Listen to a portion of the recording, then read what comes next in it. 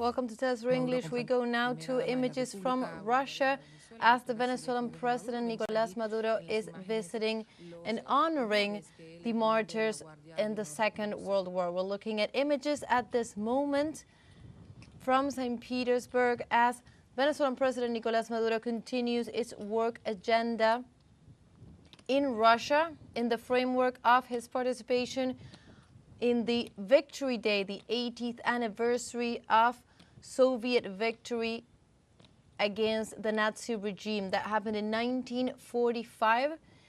We've seen world leaders from across the continent come to Russia to take part on the celebrations that had its main point at the Victory Parade on May 9th. Now the world leaders, including Venezuelan President Nicolás Maduro, continue their agenda, and in this case, he is paying tribute to those who have fallen at the Second World War from the Soviet army fighting against the Nazi regime, a war that came to put an end to Second World War. That was the commemoration that took part.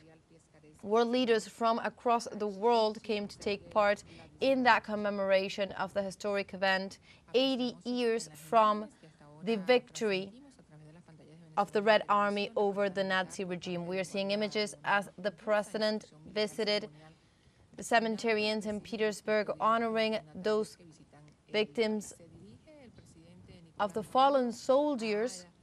Let's recall that a lot of the agenda has had to do with putting in the forefront the discussion over the historical relevance regarding a day that changed the history of Europe, Asia, and the world in terms of putting an end to fascism, putting an end to the Nazi regime at that time, and also in a world context in which international solidarity plays a key role in a new international fight against fascism, with far-right groups rising at different points of the world, but also solidarity movements and international cooperation striving to put an end and also a stop to these movements across the world. We're looking at images, as we were saying, of President Nicolás Maduro from Venezuela, currently on official visits in Russia. Yesterday, he took part in the main event of the celebration, that was the Victory Parade in Moscow, as he took part together with other world leaders. We've seen the arrival of leaders from all the continents to Russia, Latin American heads of state, not only the Venezuelan leader, but also from Cuba, Miguel Díaz-Canel, from Brazil, Luis Ignacio Lula da Silva, also from Asia. Chinese President Xi Jinping was one of the key appearances at this event, and also showing the support and the international strength of this coalition that strives to put an end, a stop to fascism as it did in 1945. We'll listen to the images from St. Petersburg.